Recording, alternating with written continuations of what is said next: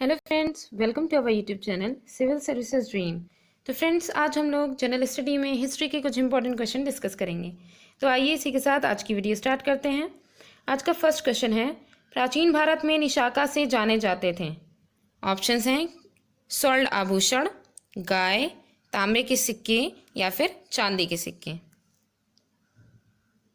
तो क्वेश्चन 1 का जो सही आंसर है वो है ऑप्शन ए, स्वर्ण आभूषण। देखिए, निशाका जो है इसे निष्क भी कहा जाता है, ठीक है। तो इसका मतलब ये था कि वैदिक काल में एक प्रकार का सोने का सिक्का या फिर मुहर, जिसका जो है मान जो है वो भिन्न भिन्न समय में भिन्न भिन्न होता था, ठीक है। तो इसी को ही निशाका कहा जाता था। इसका जैसे हम उदाहरण के तौर पे देख सकते हैं कि विशेष रूप से प्राचीन काल में यज्ञ जब होते थे तो उसमें राजा लोग ऋषियों और ब्राह्मणों को दक्षिणा में देने के लिए सोने के बराबर तौल के टुकड़े कटवा करके, ठीक है, तो मतलब कि कोई शेप दे करके उसके बराबर तौल के टुकड़े कटवा लेते थे सोने के, और फिर उसके बाद जो है उनको दक्षिणा के रूप में देते थे, ठीक है, ऋषि मुनियों को। तो इसी को ही, यही जो है सोने के जो टुकड़े कटवाते थे, इसी को ही निष्क कहा जाता था या निशाका। तो इसलिए प्राचीन भारत में निशाका, स्वर्ण आभूषण जो है निशाका से जाने जाते हैं। नेक्स्ट क्वेश्चन है क्वेश्चन नंबर 2। क्वेश्चन 2 में है, निम्नलिखित कथनों में से कौन शंकराचार्य 8वीं शताब्दी के संत के बारे में सही नहीं है, ठीक है। ऑप्शंस हैं, उन्होंने भारत के विभिन्न क्षेत्रों में 4 धाम स्थापित किए, उन्होंने बौद्ध तथा जैन धर्मों के विस्तार पर रोक लगाई, उन्होंने प्रयाग तीर्थराज नाम दिया, उन्होंने वेदांत का प्रसार किया। तो इसमें कौन सा स्टेटमेंट है जो सही नहीं है इनके बारे में? क्वेश्चन 2 का जो सही आंसर है वो है ऑप्शन सी, ठीक है। उन्होंने प्रयाग तीर्थराज नाम दिया था। तो प्रयाग जो है उसको उन्होंने तीर्थराज नाम दिया। ये जो स्टेटमेंट है ये इनसे रिलेटेड गलत है। बाकी के जो यहाँ पे दिए गए हैं, तो इसमें पहले हम ये देख लें कि शंकराचार्य ने वेदों का प्रसार किया था, ठीक है। तो वेदांत जो है इनका प्रसार शंकराचार्य ने किया था। इसके अलावा शंकराचार्य के द्वारा हिंदू धर्म के प्रबल प्रचार प्रसार से बौद्ध धर्म को गहरा झटका लगा, ठीक है, और इसका विलोप हो गया। तो जो है शंकराचार्य के जो हिंदू धर्म का जो इन्होंने प्रचार प्रसार किया था, तो उससे उन्होंने बौद्ध तथा जैन धर्मों के विस्तार पर उन्होंने रोक लगाई, ठीक है। और इसके अलावा जो है इन्होंने अपने कार्यों को मूर्त रूप देने के लिए और भी ज़्यादा उसको बढ़ावा देने के लिए शंकराचार्य ने देश की चारों दिशाओं में जो है 4 धाम या फिर कह सकते हैं कि 4 मठ स्थापित किए थे, ठीक है। जैसे उत्तर में केदारनाथ, दक्षिण में श्रृंगेरी, पूर्व में पुरी तथा पश्चिम में द्वारका। तो ये सब जो है इनके प्रसिद्ध मठ थे, उसकी स्थापना इन्होंने की थी। तो बाकी के तीनों स्टेटमेंट इनसे रिलेटेड एकदम सही हैं। नेक्स्ट क्वेश्चन है क्वेश्चन नंबर 3। क्वेश्चन 3 में है, सोनगिरी जहां 108 जैन मंदिर बने हुए हैं, किसके सन्निकट स्थित है? ऑप्शंस हैं दतिया, झांसी, ओरछा या फिर ललितपुर। तो क्वेश्चन 3 का यहाँ पे सही आंसर जो है वो है ऑप्शन ए, दतिया। देखिए, इसमें क्या है कि सोनगिरी ग्वालियर से 60 किलोमीटर दूर जो मतलब कि जिला है एक दतिया, मध्य प्रदेश में स्थित है, ठीक है, सोनगिरी। और यह स्थान मुख्यतः जैन तीर्थ है, क्योंकि सोनगिरी में 108 जैन मंदिर स्थित हैं, ठीक है। तो इसलिए जो है ये कहाँ पे स्थित है? मध्य प्रदेश के दतिया जिले में स्थित है सोनगिरी। नेक्स्ट क्वेश्चन है क्वेश्चन नंबर 4। क्वेश्चन 4 में है, निम्नलिखित में से किसने दिल्ली में खगोलीय वेधशाला, जिसे जंतर मंतर कहते हैं, बनवाई थी?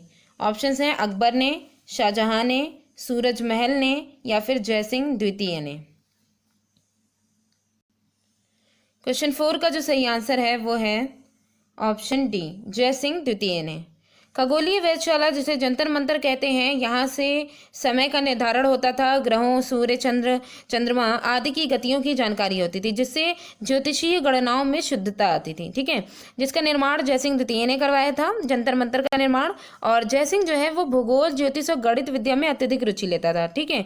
तो इसलिए उसने जयपुर, बनारस, उज्जैन में इसकी उन्नति के लिए शोधशालाएं जो है उसने स्थापित करवाई थी। नेक्स्ट क्वेश्चन है क्वेश्चन नंबर 5। क्वेश्चन 5 में है, 1857 में किसने इलाहाबाद को आपातकालीन मुख्यालय बनाया था? ऑप्शंस हैं लॉर्ड कैनिंग ने, लॉर्ड कॉर्नवालिस ने, लॉर्ड वेलेस्ली ने या फिर लॉर्ड विलियम बेंटिक ने। क्वेश्चन 5 का जो सही आंसर है वो है ऑप्शन ए, लॉर्ड कैनिंग ने। 1857 के विद्रोह के समय लॉर्ड कैनिंग गवर्नर जनरल था, ठीक है, और उसने आपातकालीन मुख्यालय इलाहाबाद को बनाया था। इलाहाबाद में विद्रोह जो हुआ था वो जून 1957 में, ये जो 1957 में इलाहाबाद में विद्रोह जो है स्टार्ट हुआ था, ठीक है, प्रारंभ हुआ था। यहाँ के जो विद्रोहियों की जो कमान थी वो मौलवी लियाकत अली ने संभाली थी और इन्हें जिले का सूबेदार घोषित कर दिया गया था, ठीक है। और जनरल नील जो वहाँ के जो अंग्रेजों की तरफ से जो थे वो उन्होंने ये जो है विद्रोह समाप्त किया था। तो 1857 में इलाहाबाद को आपातकालीन मुख्यालय बनाने वाला लॉर्ड कैनिंग था, जो उस समय वहाँ का गवर्नर जनरल था। नेक्स्ट क्वेश्चन है क्वेश्चन नंबर 6। क्वेश्चन 6 में है स्वदेश वाहिनी के संपादक थे। ऑप्शन है सीवी रमन पिल्ले, सीएन मुदालियर, के रामकृष्ण पिल्ले या फिर सीआर रेड्डी। क्वेश्चन 6 का जो सही आंसर है वो है ऑप्शन सी, के रामकृष्ण पिल्ले। स्वदेश वाहिनी के संपादक के रामकृष्ण पिल्ले हैं, ठीक है। नेक्स्ट क्वेश्चन है क्वेश्चन नंबर 7। क्वेश्चन 7 में है निम्नलिखित में से कौन सा क्रिप्स मिशन के संबंध में सही नहीं है। ऑप्शंस हैं युद्ध समाप्त होने पर डोमिनियन दर्जा, संविधान सदन द्वारा निर्मित संविधान मान्य, नई कार्य परिषद की नियुक्ति जिसमें हिंदुओं एवं मुसलमानों का समान प्रतिनिधित्व, और कोई भी सूबा भारतीय संघ से बाहर रह सकता था। तो इसमें ये जो है क्रिप्स मिशन में जो स्टेटमेंट दिए गए थे, तो इसमें कौन सा जो है वो उससे संबंधित नहीं है।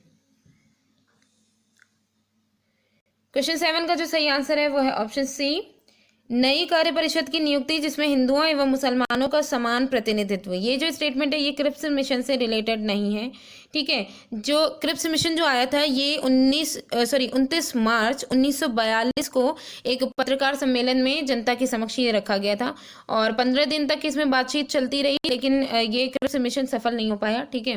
महात्मा गांधी ने ये जो क्रिप्स मिशन था इसको उन्होंने उत्तर तिथि चेक, पोस्ट डेटेड चेक की संज्ञा दी थी, ठीक है। इसमें बहुत सारी बातें कही गई थी। तो कुछ ऐसी बातें थी जैसे युद्ध समाप्त होने पर जो भारत देश है उसको जो है स्वतंत्र भारत ना होकर के इसको डोमिनियन दर्जा दिया जाए, ठीक है। संविधान सदन द्वारा निर्मित संविधान मान्य होगा।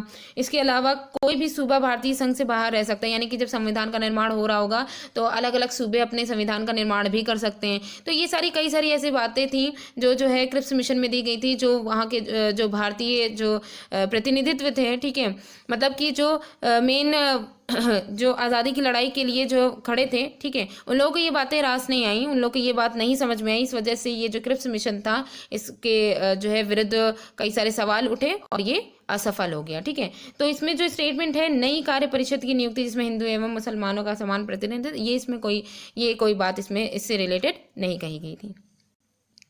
नेक्स्ट क्वेश्चन है क्वेश्चन नंबर 8। क्वेश्चन 8 में है निम्नलिखित में से किस भाषा में द इंडियन ओपिनियन पत्र नहीं छापा जाता था।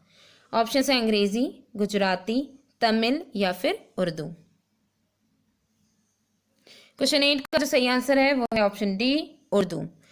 जो द इंडियन ओपिनियन जो पत्र है ये महात्मा गांधी ने दक्षिण अफ्रीका में प्रकाशन इसका मतलब शुरू किया था, महात्मा गांधी के द्वारा इसका प्रकाशन हुआ था।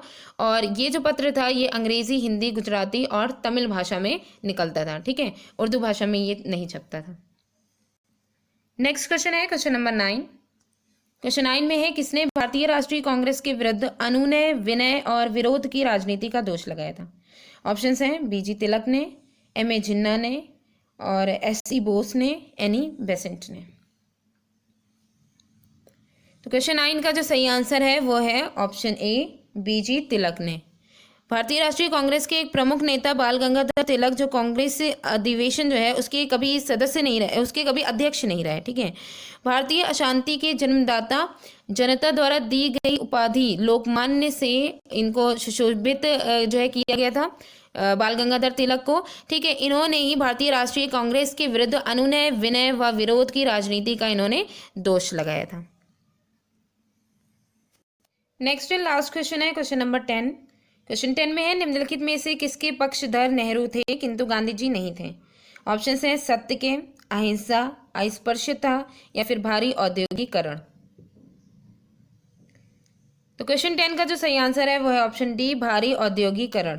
पंडित जवाहरलाल नेहरू और महात्मा गांधी में भारी औद्योगिकरण को लेकर के मतभेद था। पंडित जवाहरलाल नेहरू भारी उद्योगों के पक्षधर में थे तथा उन्हें आधुनिक राष्ट्र का मंदिर कहते थे, जबकि जो महात्मा गांधी थे इन्होंने कुटीर उद्योग के समर्थक थे। इन्होंने कुटीर उद्योग जो है उस पर ज़्यादा इन्होंने ध्यान दिया था। बाकी यहाँ पे जो इसमें पॉइंट्स दिए गए हैं, सत्य, अहिंसा, अस्पृश्यता, तो इनके संबंध में गांधी और नेहरू दोनों के ही विचार समान थे। ठीक है, तो डी वाला ऑप्शन सही है। तो फ्रेंड्स, आज की वीडियो यहीं पे एंड होती है। Thanks for watching.